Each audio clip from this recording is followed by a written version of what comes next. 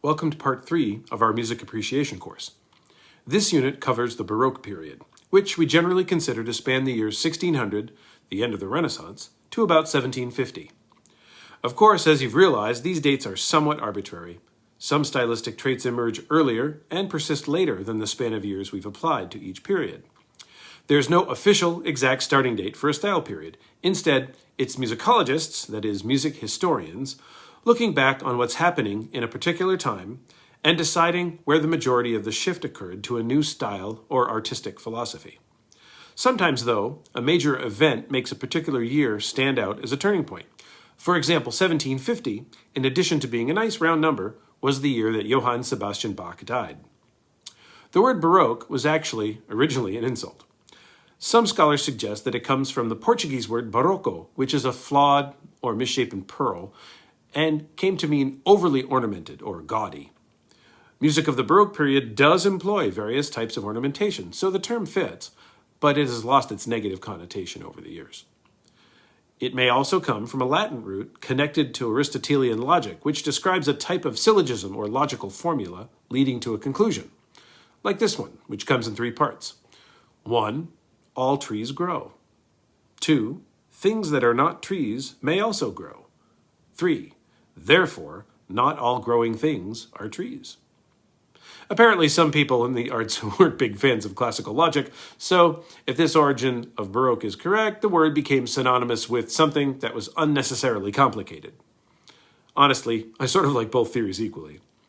In the Baroque period, we move away from music written for and controlled exclusively by the church on the one hand, sacred music, and for wealthy aristocratic patrons on the other, secular music.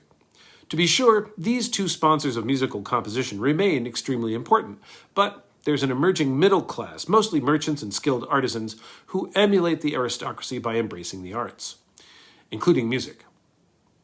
Amateur music making really begins in the Baroque period. It's also significant to note that the technology of instrument making advances greatly at this time, and instruments extend their range and agility, going beyond the character of the human voice, which they had historically been designed to emulate. Thus, we have the first great age of purely instrumental music alongside the continued development of vocal music. In the reading, pay particular attention to key style features of the Baroque period. Generally in Baroque music, each composition or major section of a movement will have only one mood, that is, unity of mood. Rhythm often employs repeated patterns, and there's a regular steady pulse, generally without speeding up or slowing down in the middle of a work. This rhythmic energy is a hallmark of Baroque music.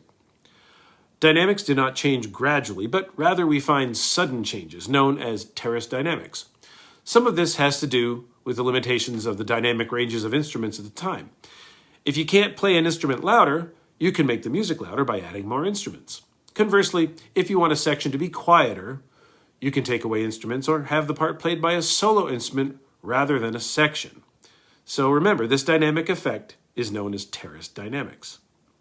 The core tone color of the Baroque music is the basso continuo. This comprises a bass line, played by a low instrument like a cello or a bassoon, or combinations, plus an instrument that can fill out the chords of the desired harmony above that bass line. For example, cello plus harpsichord is a very common combination, but you could also have bassoon plus lute, theorbo, which is a bass lute, plus organ, or other combinations. The Baroque orchestra was smaller than what we imagine for a symphony orchestra, as few as 10 and perhaps a maximum of 40 players, which would be huge for that time. The main tone colors are strings, violin, viola, cello, plus the basso continuo, but we also commonly have flutes and oboes. Less frequently, we find brass instruments and timpani, but rarely any other kind of percussion. Melodies are generally pretty complicated, not the sort of thing you'd walk out whistling after hearing it, but they do often recur throughout a movement or a piece. There are often very long phrases which extend and spin out a phrase, sometimes using a technique of sequence, the repetition of a short idea at successively higher or successively lower pitch levels. Harmony now firmly settles into what we know as major and minor keys and scales. But there can be some fairly juicy use of non-scale tones, known as chromaticism, from the Greek word chroma, which means color. Lastly, there's an aspect of the Baroque which connects to musical practice much closer to our time, the use of ornamentation. Just as in jazz, performers were expected to embellish or ornament their parts with a range of trills, non-chord tones, and other decorations. The style of Baroque ornamentation is not the same as jazz improvisation, but the idea is similar. The performer sings or plays music not notated on the page according to an accepted framework. And yes, jazz is a lot freer in what is considered accepted when it comes to ornaments. This unit's reading is 55 pages in length, but as before, there's a lot of information to absorb. Give yourself enough time to read deliberately. Also, you may wish to review the chapter summary before reading the text. In the 10th edition of our text, this is on pages 153 and 154. A quick personal note, my favorite part of this period is the early part, where new ideas are being experimented with as composers move away from the Renaissance style through the end of the 17th century. I especially love the music of Claudio Monteverdi, one of the first great opera composers, and that of Marc-Antoine Charpentier, who was a key musical figure at the court of Louis XIV in France. Okay, keep on track. We're approaching the halfway point of the course, and there's lots more to investigate.